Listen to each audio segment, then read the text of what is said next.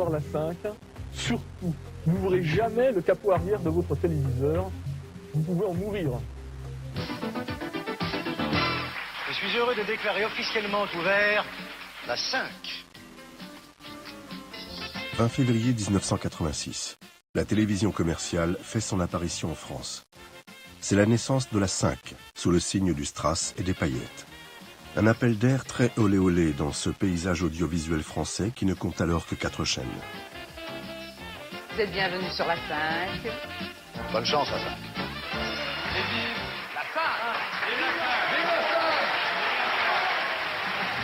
La France découvre la télé privée. Par la même occasion, elle fait connaissance avec son principal architecte, l'italien Silvio Berlusconi. Dents blanches et sourire enjôleur, on le voit alors comme une sorte de Bernard Tapie débarqué de l'autre côté des Alpes. Dans son pays, il est déjà le champion du petit écran. Il arrive à la tête de la 5 en conquérant. La télévision à laquelle nous commençons à penser, c'est pas une télévision Coca-Cola, c'est pas une télévision spaghetti, ça serait mieux une télévision Beaujolais. Champagne le samedi. Champagne. Champagne. Avec lui, ce serait le rêve audiovisuel sur Terre. Pourtant, il suffisait d'un simple tête-à-tête avec l'Italien pour se dire que tout n'était pas très clair au paradis de Berlusconi. Il m'avait invité à dîner pour parler précisément comment vous voyez les choses. J'étais supposé être un des grands spécialistes de l'audiovisuel, entre guillemets.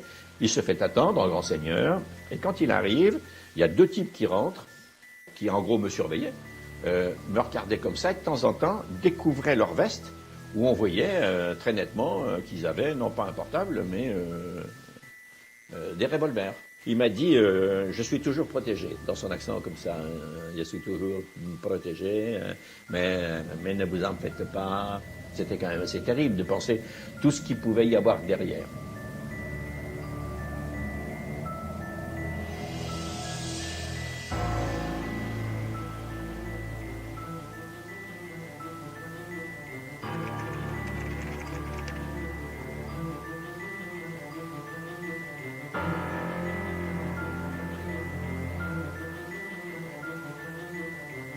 Qui se cache vraiment sous le masque lifté de Silvio Berlusconi?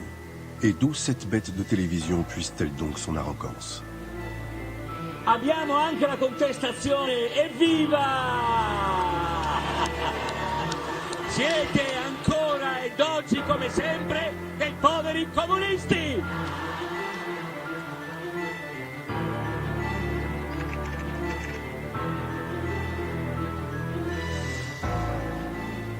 Io naturalmente non ho mai corrotto nessuno.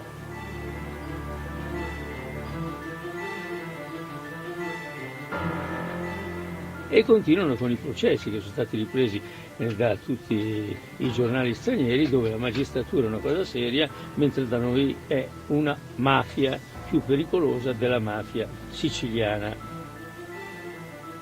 Et si c'était justement la mafia qui avait contribué à maintenir pendant plus de 30 ans Silvio Berlusconi au cœur de la vie publique italienne? Et si l'animal politique et l'organisation criminelle étaient liés? Quelli che scrivono i libri sulla mafia, che vanno in giro in tutto il mondo a farci fare così bella figura, giuro li strozzo.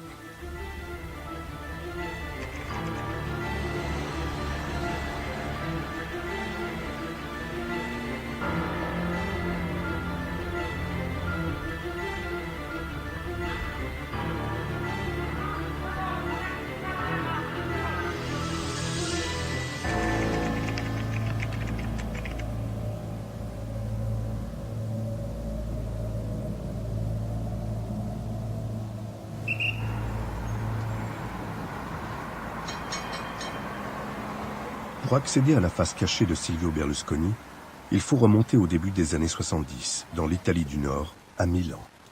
Silvio Berlusconi excelle dans l'immobilier. Ce fils d'employé de banque est un homme d'affaires déjà très à l'aise. Et à cette époque, à Milan, la ville la plus riche d'Italie, Brasser de l'argent, c'est forcément être une cible pour toutes les mafias venues du sud du pays. Les enlèvements contre rançon sont fréquents.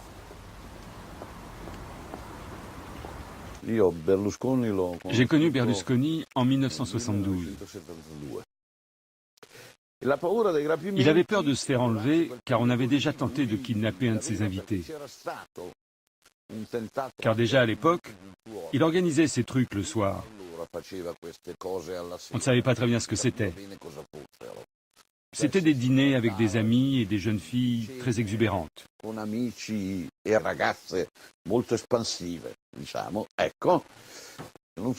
savait pas si c'était vraiment cet invité qui était visé ou si c'était un message adressé à Berlusconi pour lui dire « Écoute, il faut que tu payes, comme tous ceux qui ont les moyens. » Et qui disait ça?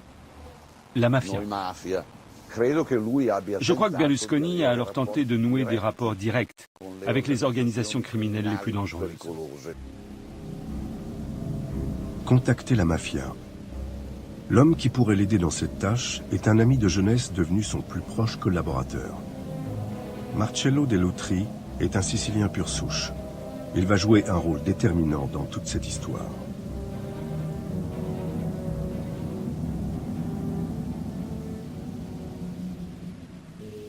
Celui qui connaît le mieux la partition qui va se jouer a été magistrat en Sicile pendant 25 ans. C'est le procureur qui a le plus enquêté sur l'influence mafieuse dans l'entourage de Berlusconi. Témoin rare, il a accepté de partager les secrets de son enquête. Quand Berlusconi se retrouve en danger, face aux menaces d'enlèvement, il cherche aussitôt une solution. Que me veulent-ils? Vers qui me tourner? Vers son homme de confiance, Dell'Utri. Et il est sûr qu'à ce moment-là, Dell'Utri était déjà en relation avec des hommes liés à la mafia. Et en particulier avec plusieurs proches du principal parrain de la mafia de l'époque, un certain Stefano Bontate. Stefano Bontate pouvait compter sur près de 300 hommes armés. Il était à la tête d'une énorme fortune.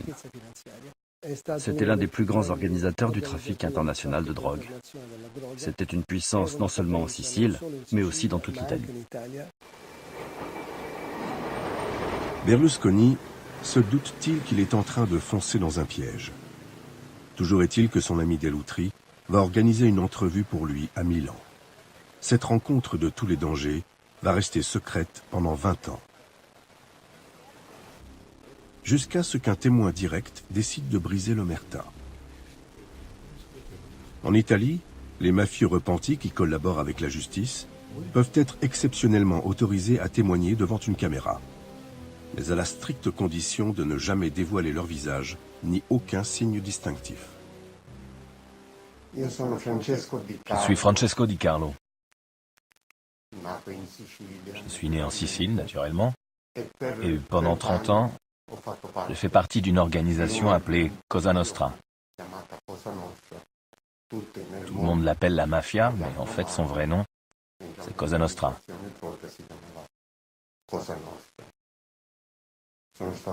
J'ai été le chef d'un clan important sur le territoire où je suis né.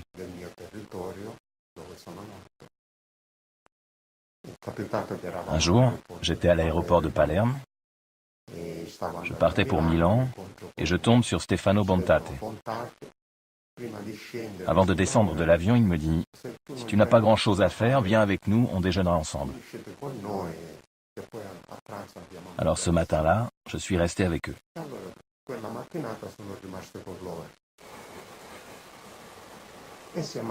Nous sommes allés dans le bureau d'une société et Dell'Utri, que je connaissais déjà bien, a ouvert la porte.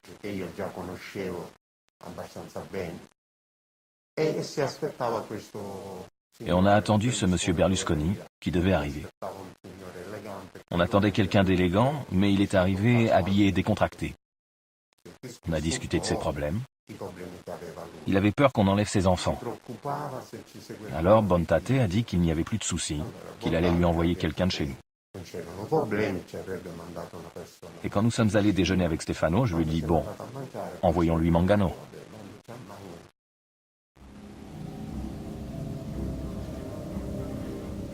Vittorio Mangano. C'est lui qui est dépêché par la mafia comme garde du corps auprès de Berlusconi. Il va s'installer à demeure dans la somptueuse villa familiale d'Arcore, dans la banlieue de Milan. Mangano va rester plus d'1 an auprès de la famille Berlusconi. L'homme est pourtant un truand notoire. Chef d'une famille mafieuse de Palerme, il est connu pour envoyer des têtes de chiens morts en guise d'avertissement à ses victimes. Mais ça, même des années plus tard, Berlusconi et Dell'Utri ont toujours prétendu l'ignorer.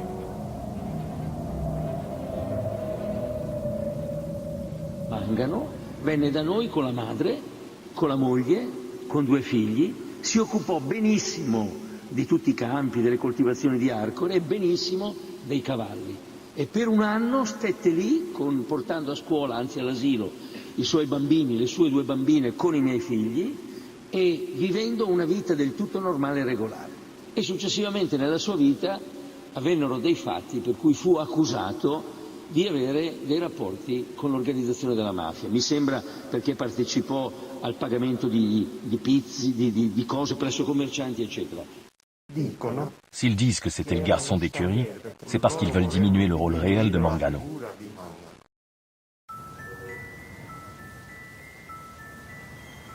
En se mettant sous la protection de la mafia et de son homme de main Mangano, Silvio Berlusconi scelle un pacte avec le diable. Une alliance qu'il va devoir honorer durant toute sa carrière. Car évidemment, la mafia n'accorde jamais sa protection sans contrepartie. Ce qui est important, c'est ce que peut nous apporter ce genre de personnes par la suite. Si on a besoin de contacts dans la politique ou dans la banque ou n'importe où, ça peut servir. C'est élargir encore notre cercle de relations. C'est comme un club. Dans les années 70, la mafia sicilienne était l'organisation criminelle qui dominait le trafic de drogue au niveau mondial. Elle avait donc à sa disposition une grande quantité d'argent qu'elle avait besoin de recycler, de nettoyer, de réinvestir. Pas étonnant donc qu'elle s'intéresse à Berlusconi. Et plus particulièrement à la ville nouvelle qu'il est en train de faire sortir de terre dans la banlieue de Milan. Milano 2 est alors un projet immobilier très en vue en Italie. Celui qui en connaît les côtés obscurs est aujourd'hui assigné à résidence chez lui en Sicile. Car il a été condamné pour blanchiment d'argent sale, l'argent de son père, Vito Ciancimino, l'un des principaux hommes d'affaires de la mafia sicilienne. Le fils du mafieux n'a rien oublié du financement occulte de Milano 2. C'est un des nombreux investissements parmi d'autres qu'a fait mon père. On a profité de l'amitié de Marcello Dell'Utri, l'ami historique de Berlusconi, qui a proposé à des hommes liés à Cosa Nostra d'investir dans ce grand projet de lotissement. Ma mère a raconté qu'elle-même avait rencontré des promoteurs immobiliers célèbres comme Berlusconi et comment, avec lui, on s'échangeait de l'argent dans les restaurants. On parle de 500 millions d'anciennes lire à chaque rendez-vous, qui était le résultat d'autres spéculations immobilières déjà effectuées par des gens de Cosa Nostra, avec l'aide de promoteurs proches de Cosa Nostra.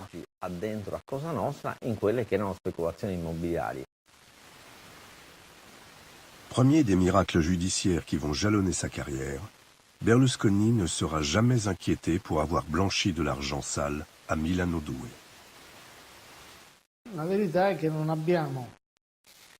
La vérité, c'est donc que nous n'avons jamais rien pu prouver de façon certaine. Parce que nous avons débuté nos investigations dans la deuxième moitié des années 90, soit plus de 20 ans après les faits. C'est pour cela que nous n'avons retrouvé qu'une comptabilité incomplète. Même si nous avons établi qu'il y avait des trous noirs, des anomalies, des augmentations de capital symptomatiques d'entrée d'argent liquide. Et cela sans aucune explication valable.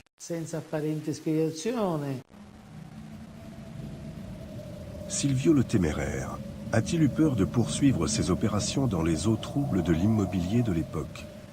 Ou s'est-il simplement lassé? Toujours est-il que progressivement, à partir du milieu des années 70, il va changer de métier, sans pour autant s'éloigner très longtemps de la mafia.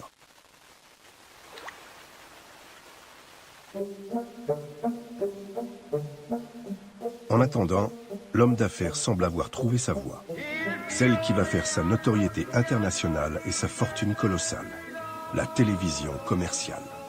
E non è facile, credetemi, fare una televisione, perché in Italia non esiste alcun know-how per una televisione privata, non esistono i tecnici e quindi noi stiamo formando dei giovani che a poco diventano dei professionisti.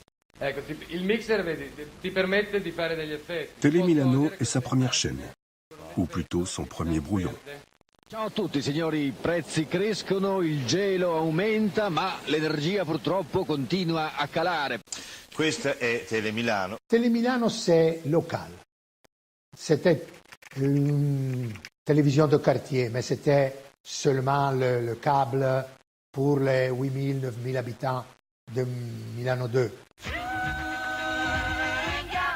Allora, ci siamo dilungati un po' a parlare dei nostri sponsor, ma nelle emittenti private ci vogliono gli sponsor, perché sono quelli che pagano. Vendre, séduire, en partie sont les thèmes de la télévision commerciale. Sont la Bible de la télévision commerciale. Alors, je vous raconte une chose, comme j'ai démarré avec lui. Il m'a dit, écoutez, à Milano 2, il y a un bureau où il y a 4 personnes qui vont faire 100 appels téléphoniques chaque demi-heure pour vérifier l'audience. Et alors tu dois vérifier l'audience qui a fait ton film pour comprendre si les choix que tu as faits sont corrects ou pas. Il avait déjà compris que l'audience était tout. L'audience est essentielle. Mais elle n'est pas suffisante, car Silvio Berlusconi voit grand. Son idée est d'acheter toute une série de stations locales aux 4 coins du pays et de les réunir ensuite pour donner naissance à une grande chaîne commerciale à l'échelle de toute l'Italie. Évidemment, tout ça coûte cher. Trouver de l'argent frais, c'est la nouvelle responsabilité de Marcello Dell'Utri et donc l'occasion de solliciter à nouveau la mafia. Dell'Utri, à la fin des années 70, est venu demander à Stefano Bontate s'il voulait investir dans des sociétés à Milan. Comme nous avions de bons rapports, il m'a demandé si je voulais investir 500 millions dans cette affaire. Une somme relativement modeste à l'époque pour ce chef de clan qui est alors l'un des plus gros trafiquants d'héroïne en Italie. J'avais déjà investi ailleurs, et donc à ce moment-là, je n'ai pas pu. Mais l'argent de Bontate, lui, a vraiment fini chez Berlusconi.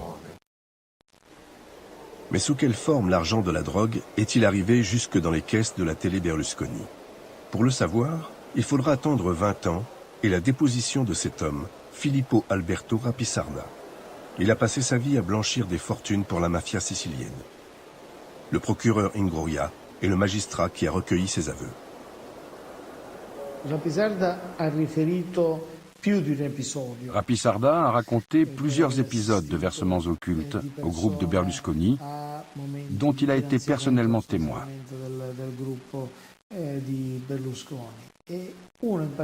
Dont un particulièrement. À Paris, à côté des Champs-Élysées, près de l'hôtel Georges V. Une rencontre entre Bontate et justement Dell'Utri. C'est là qu'a eu lieu la remise de l'argent liquide dans une mallette.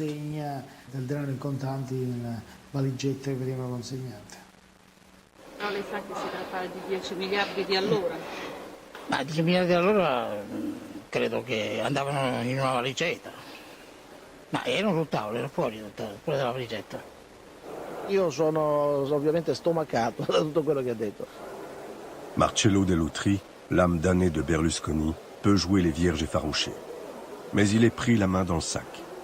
Car c'est lui, sous son propre nom, qui avait loué l'appartement parisien où avait eu lieu la remise des fonds.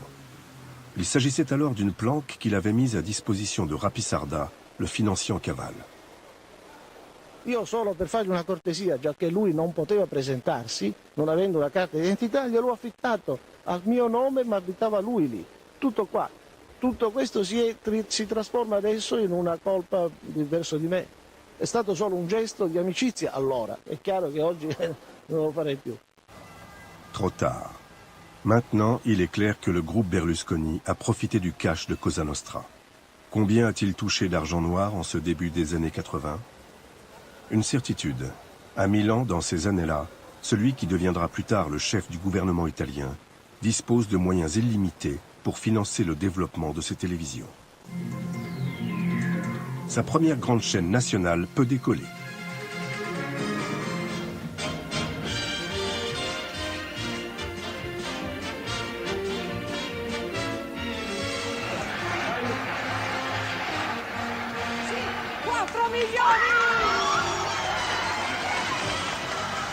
En 80, c'est le démarrage du canal 5.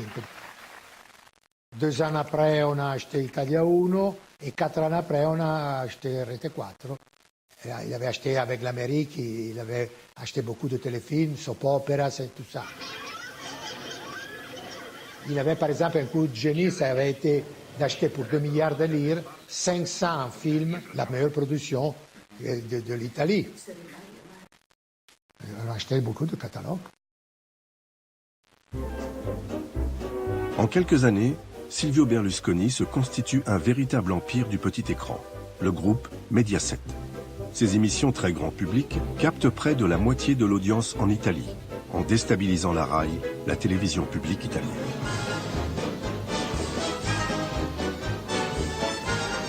Doté de ressources qui semblent inépuisables, l'Italien déborde d'ambition. Vede che dietro di me c'è una pianta dell'Europa che è la nostra prossima avventura.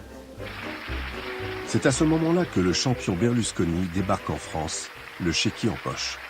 Mais tout Paris audiovisuel allait se prosterner devant le nouveau sultan de la télévision. Beaucoup, je dis pas tous, mais beaucoup étaient prêts non seulement à se vendre, mais plutôt à se faire acheter à un prix élevé. Des rumeurs couraient aussi sur l'argent dont il disposait, d'où ça venait, est-ce que c'était de l'argent propre, est-ce que c'était de l'argent blanchi, c'était pas très clair. En tout cas, l'argent coulait à flot. L'origine de cet argent, une question taboue à ce moment-là. Car la création de la 5 a été décidée au plus haut niveau de l'État par François Mitterrand en personne. Et le président n'a pas envie de savoir. Vous êtes un homme de culture. Est-ce que de ce point de vue, vous n'êtes pas inquiet par les activités, le passé de M. Berlusconi? Vous savez, à partir du moment où une chaîne comme cela, il faut mettre une mise immédiate sur la table, qui représente en fait 1,5 milliard. Hein. 1,5 milliard. Ça ne se trouve pas n'importe où. Ce sont des capitaux qui cherchent à se placer dans un domaine commercial et culturel. C'est leur affaire, c'est pas la mienne. Voulez-vous qu'on passe à d'autres sujets? François Mitterrand préfère fermer les yeux. Monsieur le Président. La question est trop politique. Cette chaîne est une idée de Bettino Craxi, le chef du gouvernement italien. Par ailleurs, un vieil ami socialiste du président français et un virtuose de la manœuvre politicienne. Un des arguments que Craxi a développé auprès de François Mitterrand est le suivant. Vous allez inévitablement perdre les élections législatives de 1986. La télévision publique sera totalement verrouillée par Chirac et par la droite. Donc ce serait une bonne chose que vous puissiez disposer d'une télévision privée comme une sorte de contre-pouvoir au futur pouvoir de droite qui risquait de mettre la main sur l'ensemble du système télévisuel public.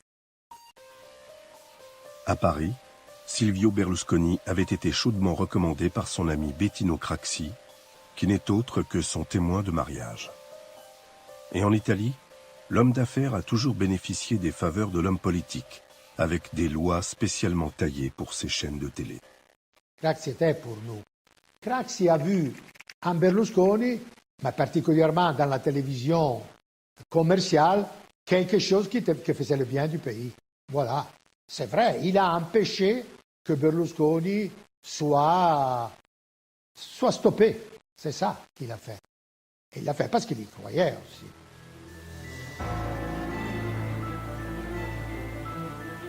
En 1986, Silvio Berlusconi est devenu une personnalité.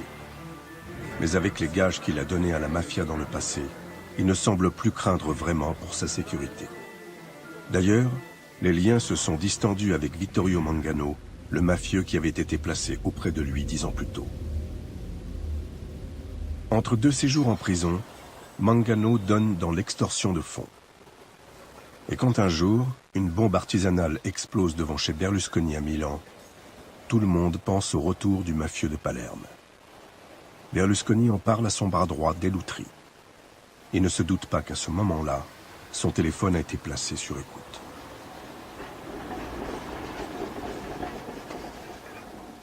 Pronto? Pronto? Acceso. Eccomi. Allora, Vittorio Mangano. Che succede? Ha messo la bomba. Non mi dire. Sì. E come si sa? Questo qui mi hanno aperto un po' gli occhi i carabinieri quando hanno detto questo qui è un chiaro segnale estorsivo. Io penso che sia lui. Sì. Poi una bomba fatta proprio rudimentale, con 1 chilo di polvere nera, ma fatta con molto rispetto, quasi con affetto. Perché mi ha inclinato soltanto la parte inferiore della cancellata. È una cosa anche rispettosa ed affettuosa. Come uno normale aveva una raccomandata, caro dottore. E lui mi ha messo una bomba. Ma gliel'ho detto anche i carabinieri. Ma se mi avessi telefonato io 30 milioni glieli davo. Scandalizzatissimi, come 30 milioni? Che poi noi lo arrestiamo, gli dico, ma no, giù per 30 milioni.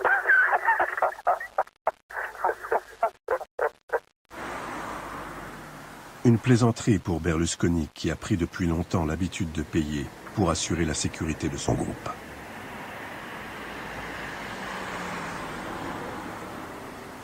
Les organisations mafieuses le savent bien et la pression des racketteurs, incendie criminel à la clé, se fait insistante. C'est la marche normale des affaires. Voilà tout. Quand vous êtes dans un business comme ça, vous êtes ouvert à tout. Hein. Vous êtes un cible. À la fin, vous êtes un cible. Si vous ne payez pas, la mafia vous fait quelque chose. Ben, c'est quelque chose qui existe depuis des siècles, la mafia. Lorsqu'il a été victime d'attentats, Berlusconi ne s'est jamais adressé aux autorités judiciaires. En aucun cas, jamais. Il avait choisi une autre voie, et cette autre voie, c'était de se retourner vers son homme de confiance, c'est-à-dire Marcello Dell'Utri. Dell'Utri, c'était l'homme de main de Berlusconi. En Sicile, en Italie, partout, il l'envoyait rencontrer les chefs locaux de la mafia pour arranger ses affaires. Et pour savoir au final combien il devait payer. Il a fait ce travail pendant 30 ans.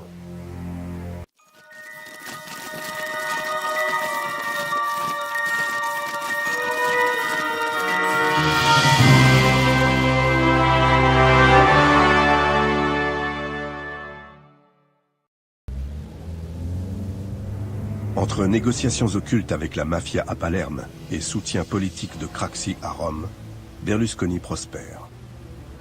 Mais cet équilibre précaire va bientôt voler en éclats. En 92, une tempête s'abat soudain sur l'Italie. À Milan, une poignée de magistrats vient de lancer l'opération Mani Pulite, l'opération main propre, une offensive de grande ampleur contre la corruption politico-financière.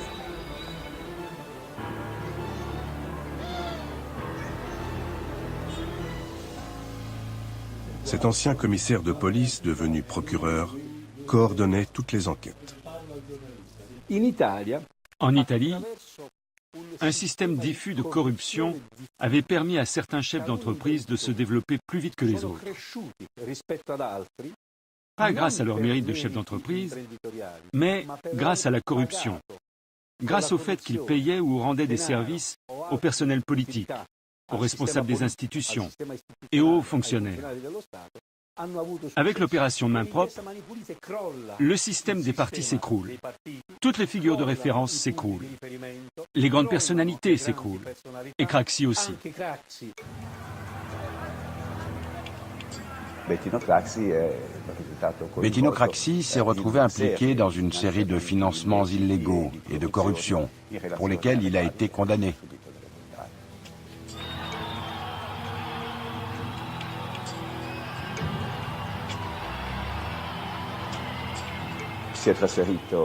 Il a fui en Tunisie, où il est resté jusqu'à sa mort.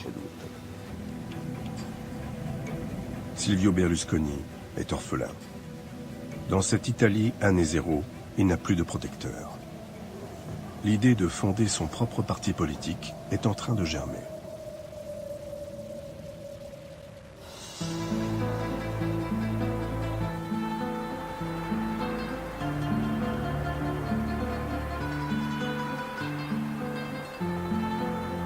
À Palerme, la capitale de la mafia, le pouvoir a déjà changé de main.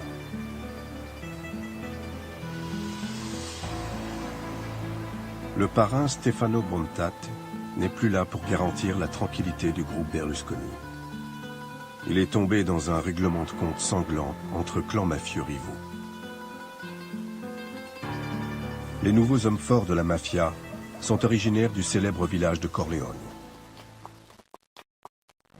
Toto Riina, alias La Bête, et Bernardo Provenzano, dit le comptable, règnent d'une main de fer sur Cosa Nostra. Mais pour eux aussi, 92 est une année terrible.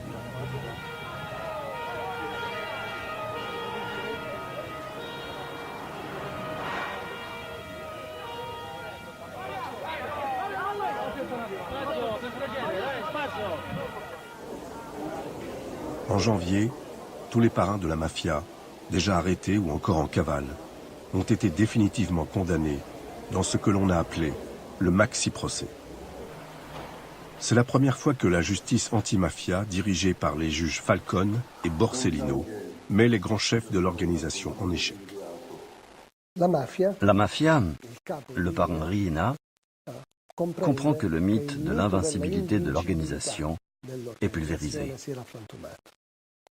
Donc à ce moment-là, il est décidé de déclencher une vendetta contre les juges Falcone et Borsellino qui avaient bouclé cette enquête.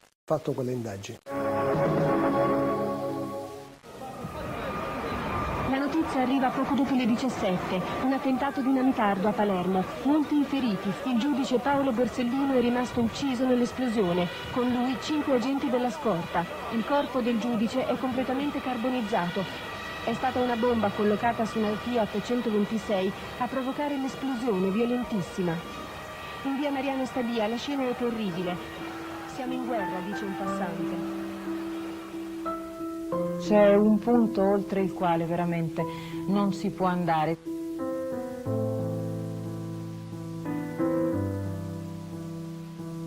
Une vague d'émotions submerge tout le pays. Déjà 2 mois plus tôt, le juge Falcone avait trouvé la mort dans l'explosion de 600 kilos de TNT sur une autoroute sicilienne.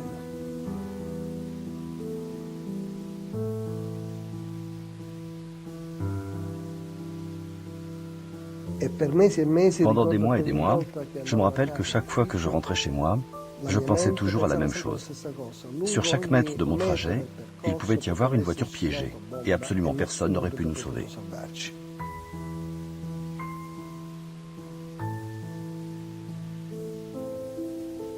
Ces meurtres indéfendables vont sceller le sort de la bête, Toto Riina. Le chef de Cosa Nostra est arrêté quelques mois plus tard. Bernardo Provenzano devient donc capo di tutti i capi, chef de la mafia sicilienne. Une succession qui va bientôt faire les affaires du clan Berlusconi. Avec l'arrivée de Provenzano, une nouvelle ère commence. On l'a appelée la stratégie souterraine. Toto Riina était un chef militaire, un général. Provenzano, lui, était un homme qui soignait les relations extérieures et les relations d'affaires. Et c'est donc la stratégie souterraine, l'occultation des liens avec la politique et les milieux économiques, puis leur reconstruction avec comme priorité de faire des affaires. Sappiamo, onorevole Andreotti, Seulement voilà, l'opération anticorruption main propre a décimé la démocratie chrétienne. Ce parti qui gouverne le pays depuis un demi-siècle est pratiquement anéanti. C'était l'interlocuteur habituel de la mafia au cœur de l'appareil d'État. On a toujours eu besoin de relations politiques. Cosa Nostra était un État dans l'État, une espèce de franc-maçonnerie.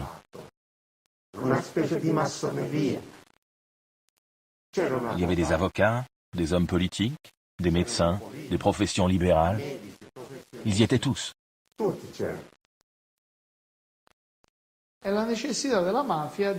D'un côté, la mafia est obligée de se trouver de nouveaux alliés politiques. De l'autre côté, Berlusconi aussi a besoin de pouvoir politique.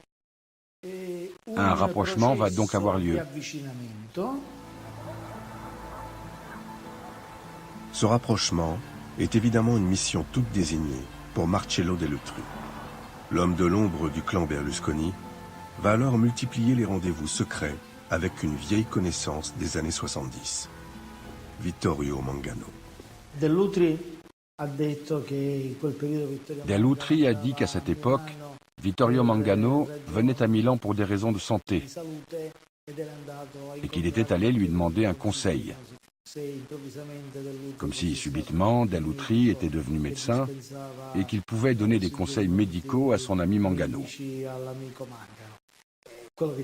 Les repentis racontent tout autre chose. Mangano y était en fait revenu pour remplir son rôle d'intermédiaire, dans un moment crucial où il fallait souder l'accord entre le parti naissant Forza Italia et Cosa Nostra.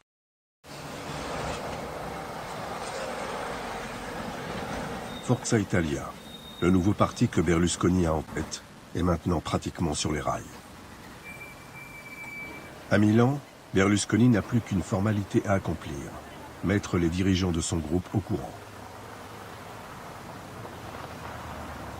C'est l'objet d'une réunion au sommet, avec tous les cadres de l'entreprise, dans sa villa d'Arcore, à la fin du printemps 93.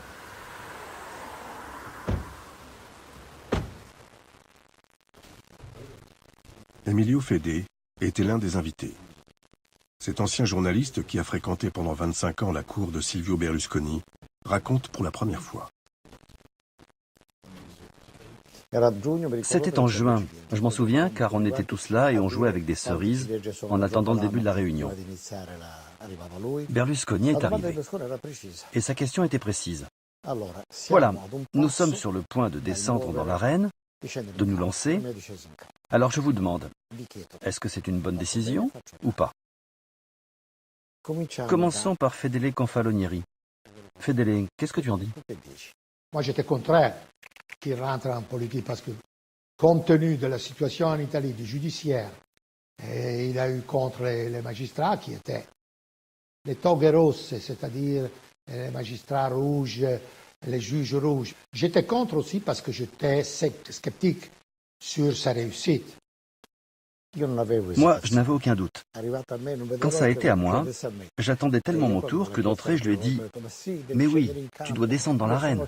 J'en suis certain. Je suis certain que tu vas gagner les élections et que tu deviendras le chef du gouvernement. » Et encore plus, il y a Marcello Dell'Utri qui dit « Oui, on fait bien d'y aller et on doit se préparer pour être prêt très vite. » Je crois que je ne fais pas de tort à Berlusconi en disant que Dell'Utri a été déterminant quand il a dit « Oui, on y va. » Dell'Utri, celui qui fait le lien avec la mafia, est donc à la manœuvre pour pousser Berlusconi sur l'avant-scène politique. C'est lui qui organise tout, à commencer par le recrutement des troupes.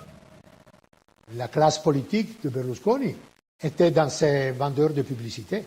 Et il a pris les vendeurs de publicité et Marcello Dell'Utri était le chef des vendeurs de publicité.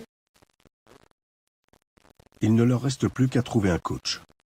Ce sera Ezio Cartotto, le vieux conseiller politique, familier de Berlusconi depuis les années 70 à Milan. Botticelli, c'est le nom de code de sa mission. Donc, le projet Botticelli était un projet secret, ou pour le moins très discret. Toi, tu veux faire de la politique ou tu veux rester cadre de l'entreprise?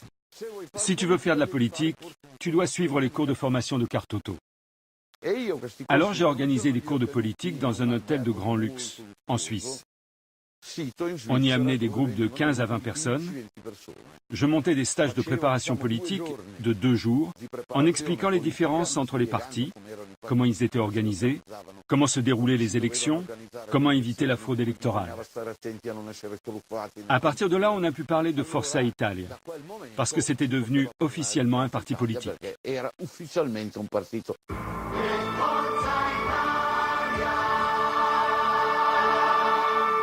Forza Italia.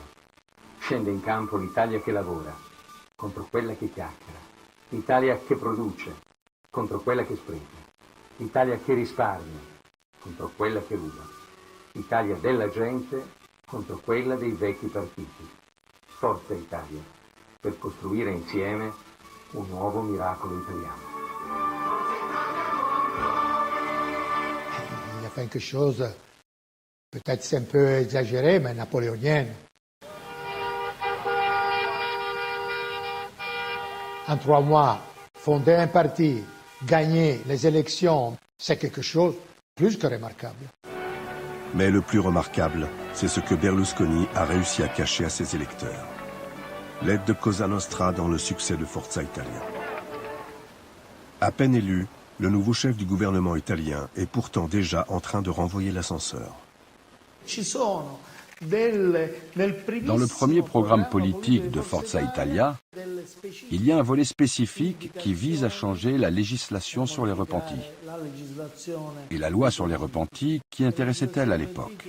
Berlusconi n'était pas en procès ou mis en examen, ce n'est pas pour lui. Il le faisait pour d'autres. Il le faisait dans l'intérêt de la mafia.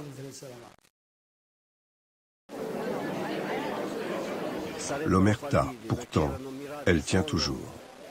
Car Berlusconi a réussi à protéger le secret sur ses liens passés avec Vittorio Mangano. Il a fait ce qu'il fallait pour que le vieux truand sicilien ne se mette pas à table devant les juges. Un soir, j'étais à Arcore chez Berlusconi pour lui tenir compagnie, comme très souvent, quand Marcello Dell'Utri est arrivé de Palerme. Ils ont pris un café et ont commencé à parler de Mangano, le fameux garçon d'écurie, qui était alors en prison à Palerme. Là, Dell'Utri s'inquiète du fait que Mangano puisse être maintenu en détention dans l'espoir qu'il révèle on ne sait quoi, puisque la stratégie suivie par les enquêteurs était de chercher des liens entre l'argent, la mafia, Arcore, Berlusconi, Mangano, Dell'Utri. Berlusconi dit alors, il ne faut pas oublier de venir en aide à sa famille. Famille en Sicile peut vouloir dire le clan mafieux, mais là, il parle de la vraie famille du garçon d'écurie, et donc de l'aider financièrement. Il n'y a jamais eu d'enquête sur ces faits de subornation de témoins.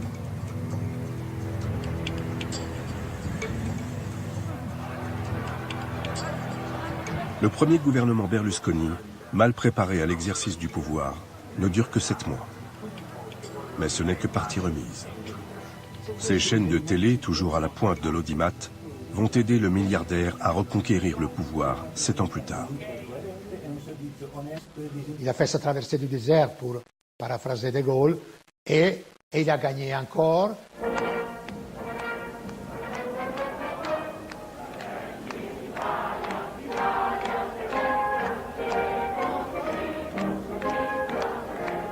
C'è tanto lavoro da fare nei prossimi mesi e nei prossimi 5 anni. Io vi garantisco che parlerò di meno e lavorerò di più.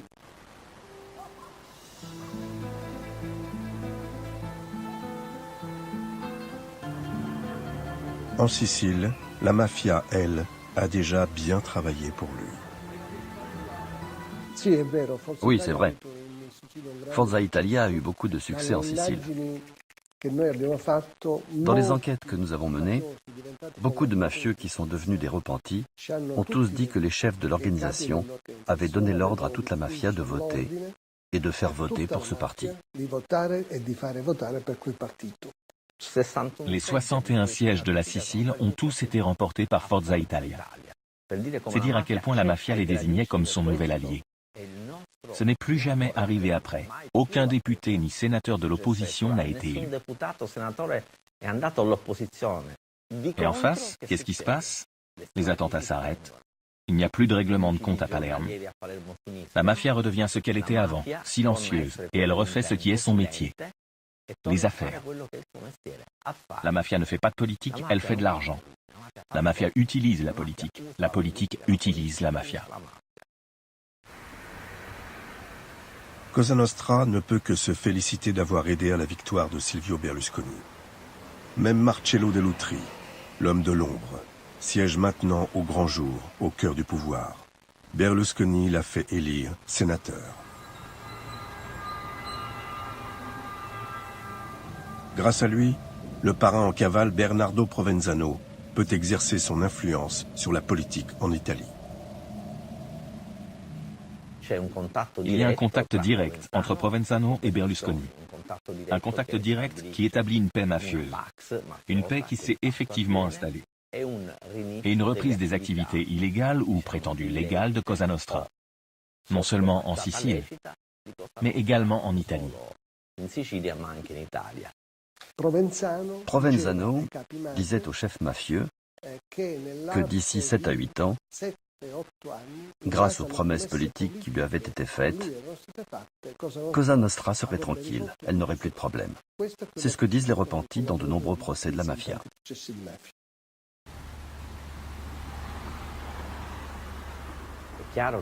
Il est clair aussi que pour maintenir l'équilibre, Provenzano devait rester libre. Moi, j'avais rencontré Provenzano chez moi en 2001-2002. Et je me rappelle comment Provenzano se baladait partout, tranquillement. Provenzano avait des rapports avec des hommes des services secrets et des membres de la police qui protégeaient sa cavale.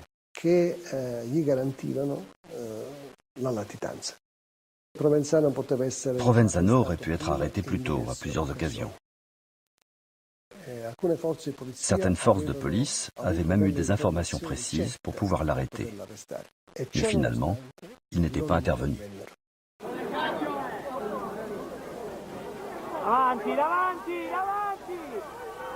Ils attendront un petit matin pluvieux du printemps 2006 pour intervenir réellement. Coïncidence, qui n'en est sans doute pas une, la veille, Berlusconi venait juste de perdre les élections. Et donc le pouvoir qu'il exerçait depuis 5 ans. Cette fois-ci, la mafia sicilienne est vraiment orpheline. Elle ne s'en remettra pas. Dans l'imaginaire collectif, la mafia, ce sont des personnages comme Riina, comme Provenzano, des hommes qui ne savent même pas parler correctement l'italien, qui portent encore une casquette. La nouvelle génération de mafieux, et j'en ai arrêté moi-même, ont des masters 2, parlent 3-4 langues, voyagent dans le monde, ils dirigent des entreprises mondialisées. Les mafieux à l'ancienne, eux, on ne les utilise plus que comme porte-flingue. Cosa Nostra en tant qu'idéal, c'est fini. Nous étions une organisation non reconnue par l'État, mais nous étions à l'intérieur de l'État. Rien à voir avec la Cosa Nostra d'aujourd'hui. Francesco Di Carlo n'en fait plus partie. Pour s'éviter 25 ans de prison, il a retourné sa veste et préféré collaborer avec la justice. Comme cet autre repenti, le tueur Spatuzza. Devant ce tribunal, il dévoile les confidences explosives de ses propres chefs sur l'alliance entre le parti de Berlusconi et la mafia.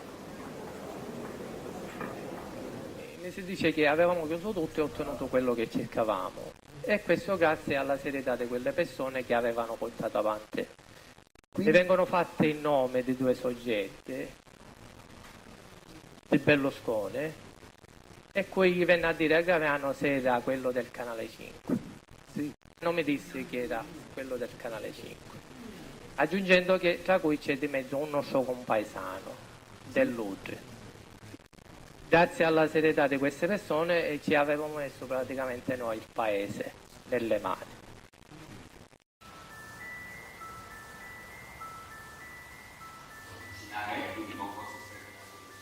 Ce témoignage va être fatal à Marcello Dell'Utri. Et à l'heure des comptes, face au juge, le fidèle bras droit se retrouve bien seul sur le banc des accusés. Dell'Utri a été condamné pour sa collaboration à une association mafieuse en première instance, en appel, puis définitivement condamné en cassation. Dell'Utri est, dans le sens sicilien du terme, un vrai homme d'honneur. Moi, je suis de Palerme, Dell'Utri est de Palerme aussi. Nous deux, on sait bien de quoi on parle quand on parle d'homme d'honneur. Ça veut dire que Dell'Utri est en réalité l'ambassadeur de Cosa Nostra, l'ambassadeur mandaté par la mafia auprès de Berlusconi. Les discours enflammés de Berlusconi pour soutenir son homme de confiance n'auront donc pas permis de sauver le soldat Dell'Utri. Da non so quanti anni si fa un processo a Marcello Dell'Utri e allora si vuole recuperare alla società un signore che è stato un dirigente eccezionale in un'impresa che da niente è diventata grande come Mediaset, che ha fondato un partito politico che ha come religione la libertà, che ancora suscita l'entusiasmo, la passione di tanti giovani per quel principio straordinario che è la libertà, e lui deve essere qualcuno da recuperare alla società. Ma devono essere recuperati alla società questi giudici che lo accusano.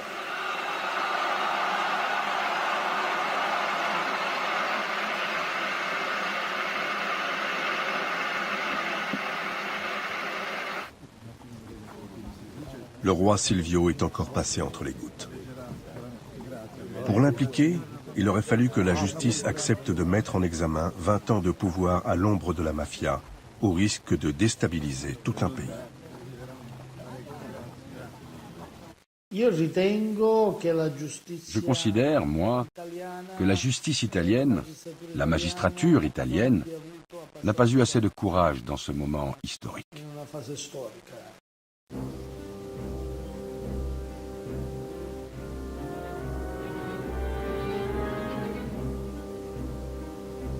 Occhi qua, Presidente!